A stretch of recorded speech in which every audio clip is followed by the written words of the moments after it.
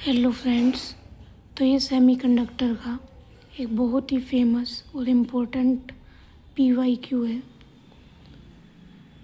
ये आपको JEE mains, NEET, board लगभग हर पेपर में ये आपको सेम क्वेश्चन मिलेगा, बस आपको जो वैल्यू है वो चेंज होके मिलेगी। तो चलिए इसकी ट्रिक देखते हैं आज कि हम इसे 1 सेकंड में कैसे सोल्व करें। सबसे पहले हम इसका कुछ कॉन्सेप्ट समझेंगे। जैसे कि आपको पता है कि ये जो साइन होता है ये किसका होता है हमारे पास, ज़ीनर डायोड का।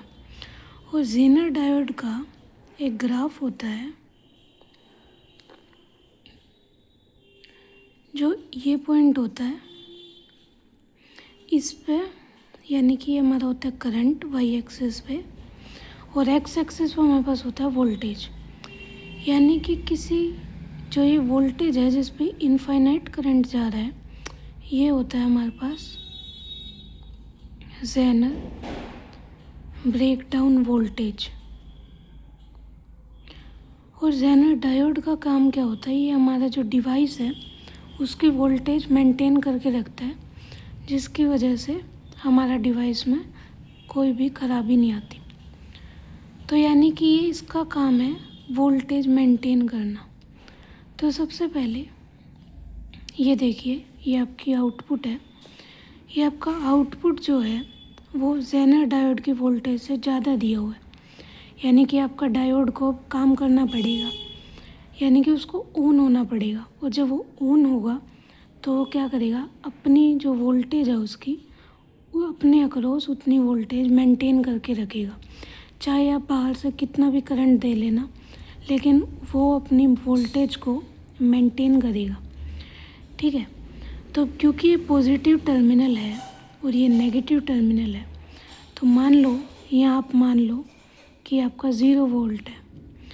तो यहाँ आप जब लोअर टर्मिनल से हायर टर्मिनल पे जाओगे तो आपका 10 वोल्ट इंक्रीज़ होकर यहाँ कितना बन जाएगा, 10 वोल्ट पोटेंशियल बन जाएगा।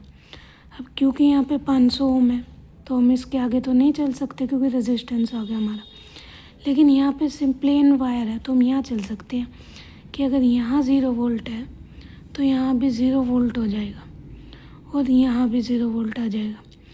अब हम यहाँ नहीं चल सकते, लेकिन हमें पता है कि ज़ीनर डायोड क्या है, ऑन है हमारा, तो यानी कि ये अपना जो 5 वोल्ट है ये मेंटेन करके रखेगा। तो यहाँ अगर 0 वोल्ट है तो 5 वोल्ट मेंटेन करने के लिए यहाँ इसे 5 वोल्ट का होना पड़ेगा। अब यहाँ प्लेन वायर है तो यहाँ भी 5 वोल्ट। ठीक है, ये आपका सर्किट एक तरीके से सिंप्लीफाई हो चुका है। अब आपको इसमें डायरेक्ट कैलकुलेशन करनी है बस। सबसे पहले आप ये देखिए, ये जो आपका टर्मिनल है यहाँ आपको पोटेंशियल डिफरेंस कितना आया, 5 वोल्ट का, यानी कि यहाँ करंट कितना आएगा, I = V/R। V आपका 5, रेजिस्टेंस आपका 1 किलो ओम, यानी कि 5 मिली एम्पेयर का करंट आ गया आपके पास। अब क्योंकि ये हायर टर्मिनल है यानी कि करंट की डायरेक्शन तो इस तरफ होगी, तो यहाँ भी करंट की डायरेक्शन कैसी होगी, इस तरफ। और ये हमारा करंट कितना आया, 5 मिली एम्पेयर। ठीक है, अब हमने यहाँ पे फाइंड आउट कर लिया। अब हम मेन सर्किट का जो हमारा है इस रेजिस्टेंस के थ्रू जा रहा है करंट, अब हम इसे फाइंड करेंगे।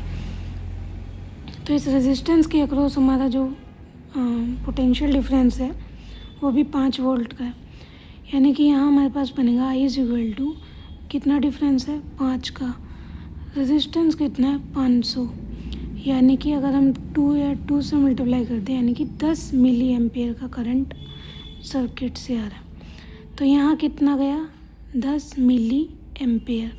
क्योंकि ये सीरीज़ में है तो यहाँ भी कितना होगा, 10 मिली एम्पेयर। अब ये देखो, यहाँ आप किरचॉफ लॉ लगा सकते हो कि इनपुट = आउटपुट। इनपुट में कितना आ रहा है, 10, आउटपुट में एक तो इसको मान लो आप x, 10 = x + 5, तो x कितना बना, 5, यानी कि यहाँ से कितना करंट जा रहा है हमारा, 5 मिली एम्पेयर। तो ये क्वेश्चन आप ऐसे सोल्व कर सकते हो। अगर आपको कुछ और डाउट हो तो आप कमेंट में बता सकते हो। और ऐसे ही आपको अगर किसी और टॉपिक पे ये वीडियो चाहिए तो आप वो भी बता सकते हो। Thank you.